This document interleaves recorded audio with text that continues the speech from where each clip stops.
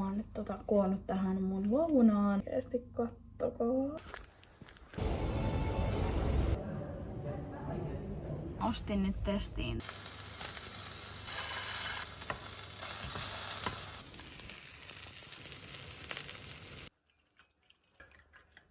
Tässä on mun aamupala tälle aamulle. Tuossa on sokeroimaton glögi, sitten on maitorahkaa mantelivoilla ja 1 kananmuna ja 5% kalkkunanakki ja sitten tomaattia. Mä käytin tätä tällaista vaaleampaa mantelivoita. Mun mielestä tää maistuu paremmalta kuin se tummempi. Niin joo, tää menee kyllä jatkoon. Otan tässä aamulla vielä kans kaikki vitamiinit. Tosiaan mä heräsin vasta 11 tänään, niin tää aamupala on nyt aika myöhäinen mulle. Tulin nyt aamulenkille keräämään askeleet. Mulla on siis paistamassa porkkanaa ja punasipulia, sit mä paistan jo kanat ja keitin perunat. Siis tää on ihan superhyvää ruokaa. Mun piti tosiaan paistaa nää uunissa, mun nyt on aika kallista sähköä, niin mä paistan sen takia pannulla. Mä oon nyt koonnut tähän mun lounaan. Kellohan on siis 2 päivällä, mutta mä lisään tähän vielä tän salaattijuuston. Tämmöstä 10%. Tästä oli ihan sikakivaan näköinen kyllä.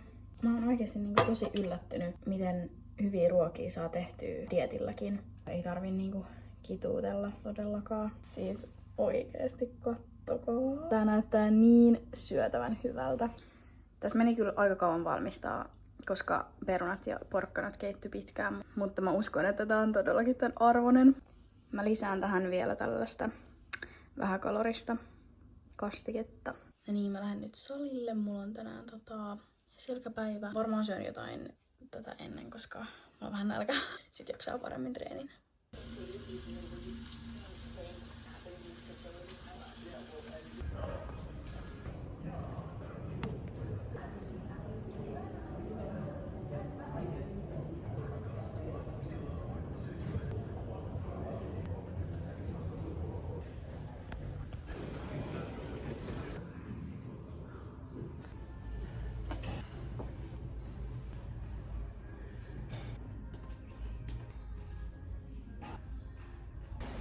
Oli ihan hyvä treeni. Nyt kaupan kautta kotiin. Mun pitää pari juttua sieltä hakea vielä, vaikka mä just eilen kyllä kävin.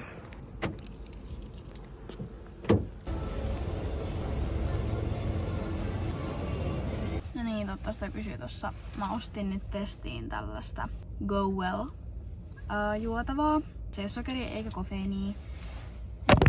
Okei, mä pidän vaan mun kädellä kiinni. Niin, ostin siis tällaista Go Well juotavaa, missä ei sokeria eikä kofeiiniä nyt täksi illaksi. Mulla on vielä iltapala syömättä. Maistetaan tätä. Tää on siis mansikan ja kiivin makuinen. Mä en edes tiedä, onko tää joku uusi tuote, mutta mä en ainakaan ennen törmännyt tähän. Okei, tässä on tosi jännä semmonen ominaismaku. Mansikka ja kiivi maistuu, mutta mä en kyllä ehkä ostaisi tätä uudestaan. Siellä oli ananaksen makuinen kans, niin mä veikkaan, että se voisi olla kyllä hyvää. Saa nähdä, ostanko sen joku päivä vielä testiin. No niin, tässä on nyt vielä mun iltapala, eli 2 kananmunaa, sit maitorahkaa, missä on banaania ja mantelivoita. Sitten mulla on tää vitskujuoma. Mä ajattelin, että mä voisin lopetella tämän videon tähän. Kiitos kun katsoit, ja jos mä innostun tästä, niin mä ehkä alan sitten tekemään enemmän YouTuben puolelle videoita kans, mutta joo, katsotaan miten käy.